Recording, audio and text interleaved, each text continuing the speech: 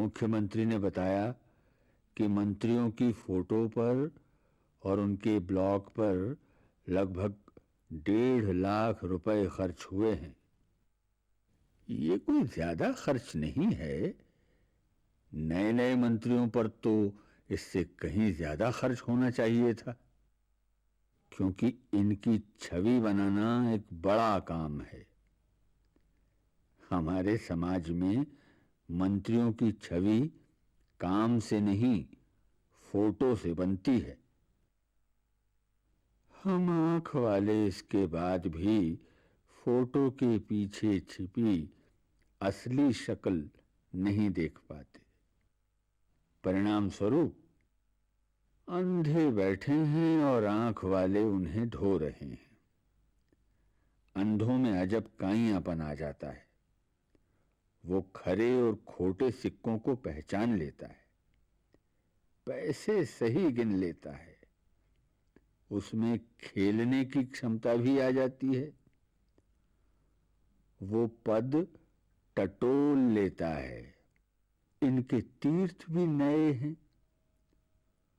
पूछो, अरे भैया कहां ले चले हैं? कहेगा तीर्थ। कौन सा तीर्थ हैं? जवाब देगा कैबिनेट, अरे मंत्रिमंडल।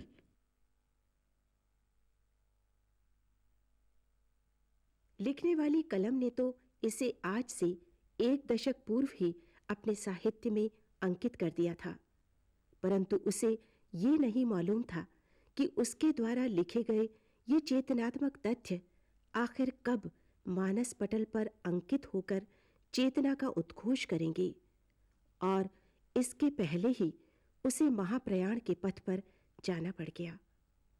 ये कलम थी प्रेमचंद की परंपरा को आगे बढ़ाने वाले साहित्यकार हरिशंकर परसाई की, जिनका जन्म 22 अगस्त 1924 को मध्य प्रदेश में इटारसी के पास जमानी गांव में हुआ था।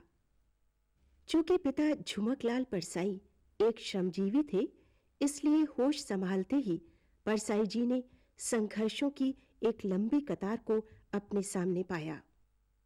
नतीजा ये हुआ कि हाई स्कूल उत्तीर्ण करने के तुरंत बाद ही वन विभाग में नौकरी कर ली और फिर अध्यापन भी छोड़ दिया। शायद इसका कारण यह था कि जो जितने जल्दी जिंदगी का साक्षात्कार करता है, वो उतना ही जल्दी आजाद मनुष्य हो जाता है। नागपुर विश्वविद्यालय से हिंदी में एमए करने के बाद इंजीनियरिंग में डिप्लोमा भी किया, परंतु वे कभी एक स्थान पर बहुत दिनों तक नहीं रहे। कारण था खुद का विद्रोही स्वभाव। वे कहते थे, मैंने तय किया परसाई, डरो किसी से मत, हैं? किसी से मत डरो, डरे कि मरे। सीने को ऊपर ऊपर कड़ा कर लो। अब भीतर तुम जो भी हो, जिम्मेदारी को गैर जिम्मेदारी के साथ निभाओ। जिम्मेदारी को अगर जिम्मेदारी के साथ निभाओगे ना, तो नष्ट हो जाओगे, नष्ट। परसाई जी को अपने आरंभिक जीवन में बड़ी कठिनाइयों और आपत्तियों का सामना करना पड़ा। इन्हीं परिस्थितियों ने ही उनके जीवन को लेखन की ओर मोड़ा। उन्होंने लिखा भी, मेरा अनुमान है मैंने लेखन को दुनिया से लड़ने के लिए एक हथियार के रूप में अपनाया होगा। सन 1947 में जबलपुर के प्रहरी नामक गजट में प्रकाशित रचनाएं उनकी प्रारंभिक रचनाएं थीं। उसके बाद तो लेखन उनके खून में मानो रच बस सा गया, जिसको सजीव किया रचनाओं की लंबी कतार खड़ी करके। और इस कतार में सबसे आगे थे उनके स्तंभ लेखन, जिसे उन्होंने प्रायः छद्म नाम से किया। इन छद्म नामों के पीछे परसाई जी का गहन चिंतन व्यक्त हुआ। उन्होंने कई स्थानीय व राष्ट्रीय स्तर के अखबारों में कबीर के नाम से सुनो भई साधो, कबीरा खड़ा बाजार में, देख कबीरा रोया, आदम के नाम से ये माजरा क्या है, माटी कहे कुमार से रिटायर्ड भगवान की कथा अनेक स्तंभ लेखन किए जो उनकी प्रसिद्धि का कारण भी बने। वसुधा नामक पत्र ने परसाई जी को एक लेखक के रूप में तथा अखिल भारतीय श्रेणी के साहित्यिक संपादकों की पंक्ति में ला दिया। उन्हें इस बात का एहसास था कि जितना लोक शिक्षण इन स्तंभों ने किया है उतना शायद किसी संगठन या पार्टी ने नहीं किया।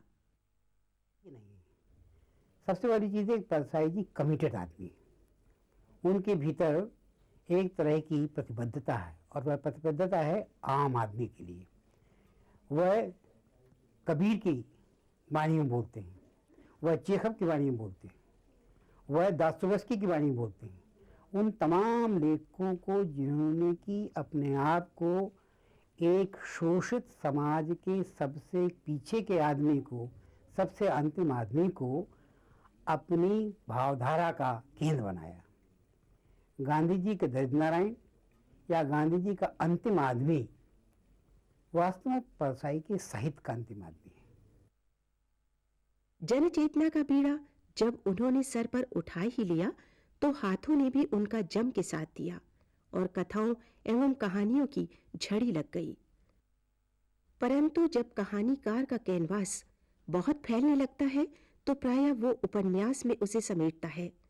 परसाई जी ने भी अपनी कथाओं और कहानियों को उपन्यास में समेटा और मध्यम वर्ग की मिथ्या, नैतिकता से पीड़ित नारी के स्वाभिमान एवं प्रखर व्यक्तित्व को केंद्र में रखकर अपने प्रथम उपन्यास तट की खोज की नींव डाली, जिसकी नायिका शीला प्रेमचंद की सुमन या शरदचंद की कमल या जैनेन्द्र के मृणाल से हटकर गढ़ा हुआ चरित्र है।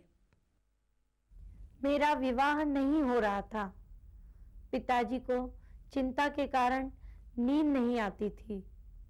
माँ की मृत्यु पहले ही हो गई थी और फिर जवान भाई एक दिन हमें छोड़कर चला गया।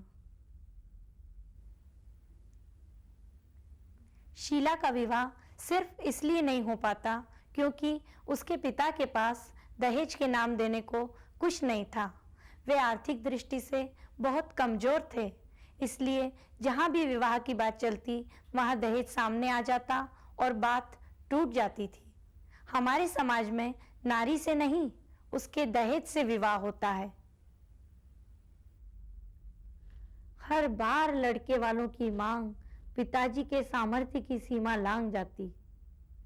वे सब लोग हाथ में तराजू लिए थे, जिसके एक पलड़े पर अपने बेटे को रखते थे। मुझे मेरी समस्त विद्या बुद्धि और सौंदर्य के साथ दूसरे पलड़े पर रखकर देखते तो हर बार मेरा पलड़ा हल्का पाते। तब पलड़ा बराबर करने के लिए मेरे साथ रुपयों का वजन रखने को कहते। पिताजी जब ऐसा नहीं कर पाते तो वे अपना तराजू लेकर दूसरे द्वार पर चले जाते। जिस तरह अच्छी नस्ल के बैल ऊंची कीमत पर बिकते हैं, उसी तरह ऊंचे कुल के पढ़े लिखे लड़के कीमती होते हैं। गरीब किसान मरियल अड़ियल बैल से ही काम चला लेता है और गरीब पिता किसी रोगी को अपनी कन्या सौंपकर शांति की सांस लेता है। बाप का रोना जब समाप्त होता है, तभी से बेटी का रोना शुरू होता है।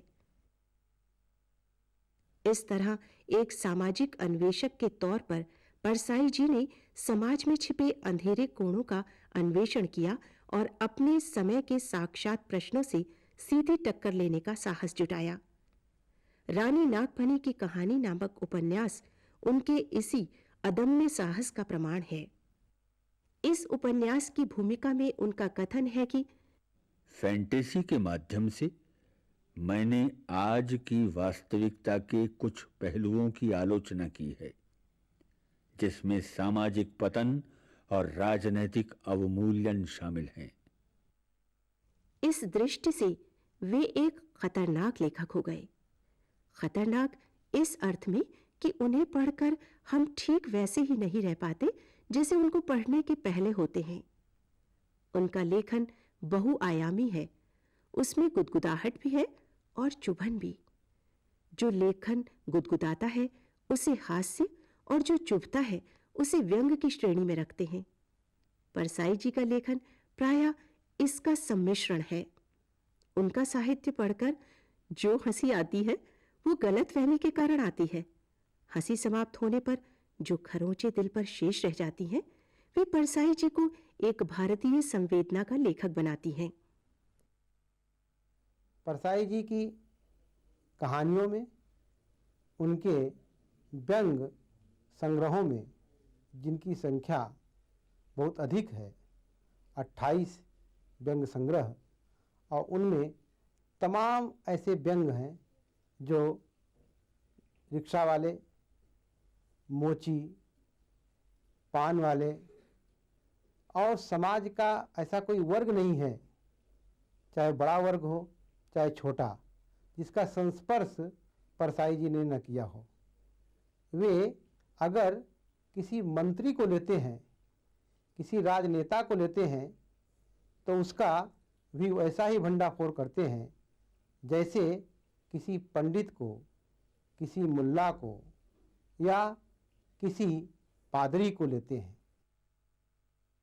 परसाई जी ने जन जागृति का आह्वान निबंधों को लिखकर भी किया। अपने निबंधों में सामाजिक और मानवीय यथार्थ की चरित्रमूलक सृष्टि की है। उनके गद्य का यथार्थ ना तो एकांगी है ना अपवाद। वे निरंतर मुक्ति बोध के अनुसार लालटेन लिए जनता की खोज करते रहे। वे एकमात्र ऐसे लेखक थे जिन्होंने अपने देश की जमीन में देशी स्वभाव के साथ मार्क्सवादी जीवन मूल्यों को रचते हुए अपनी शैली विकसित की थी। कंधे श्रवण कुमार के अन्न की मौत, आंगन में बैगन, गेहूं का सुख, पहला सफेद बाल जैसे अनेक निबंधों में उन्होंने परंपरा और वर्तमान नीति, राजनीति, परिवार और समाज, प्रशासन के घोषित और व्यावहारिक स्वरूप सभी कुछ को समेटा। घटना तो उनके लिए केवल कैटलिक एजेंट का काम देती थी, कहना तो उन्हें वही था जो वो कहना चाहते थे। परसाई जी का लेखन एक दिन की वस्तु नहीं या न कुछ काल की रचनागत है। उनका अनुभव लगभग एक अर्ध शताब्दी तक परिपक्व होता रहा है। पहला दौर 1960 तक का है, दूसरा 1970 का, और उसके बाद वह परिपक्व काल आता है जो 70 के बाद की रचनाओं में हमको स्पष्ट रूप से दिखाई पड़ता है। अनुभव, खून, पसीना सब जैसे कि परसाई की रचनाओं में एकाकार हो गए हैं। ऐसा लगता है कि उनका अंकुरण काल लोगों का ध्यान आकर्षित करता था, पर वह उनको फनी लगता था। दूसरा जो जिसे पल्लवित काल कहा जा सकता है, उसमें लोगों का ध्यान आकर्षित हुआ था और जिस विधा में वे लिख रहे थे उसके प्रति उनका पाठक समुदाय नित्य उनको पढ़ता था। और तीसरे दौर में उनकी परिपक्वता इतनी संपन्न हो गई कि वह हमारे साहित्य की अमर निधि है और वह उनकी कीर्ति का एक कभी न नष्ट होने वाला कालजयी कृतित्व है। परसाई जी ने विधा के रूप में कहानी, उपन्यास, निबंध, खुले पत्र, रिपोर्टाज आदि का चुनाव किया। इन विधाओं के जरिए उन्होंने अपनी व्यंग की स्पिरिट को नया आकार प्रदान किया, क्योंकि वे जानते थे कि व्यंग समाज की अंतर्दशा का पंचांग है और व्यंगकार उसका पंडित, ज्ञाता, शोधक और उद्बोधक भी, और वे व्यंग के पर्यायवाची बन गए। उनके जीवन काल में ही मित्रों के आग्रह से परसाई रचनावली के 6 खंड सामने आए, जिनमें उनका विभिन्न विधाओं से संबंधित साहित्य संकलित है, और इसी में उनके वे व्यंग्य हैं जो स्तंभ लेखन के रूप में लिखे गए। ईमानदारी पूर्ण संघर्ष के इस जीवन ने परसाई जी को प्रसिद्धि भी दी और उन्हें पद्मश्री से अलंकृत भी किया। अकादमी का प्रतिष्ठित पुरस्कार भी उन्हें मिला और अन्य अनेक शिखर सम्मान भी उन्हें जीवन पर्यंत मिलते रहे। उन पर अनेक शोध कार्य भी हुए, जिसमें उनके लेखन पर अनुसंधानात्मक दृष्टि से विचार किया गया।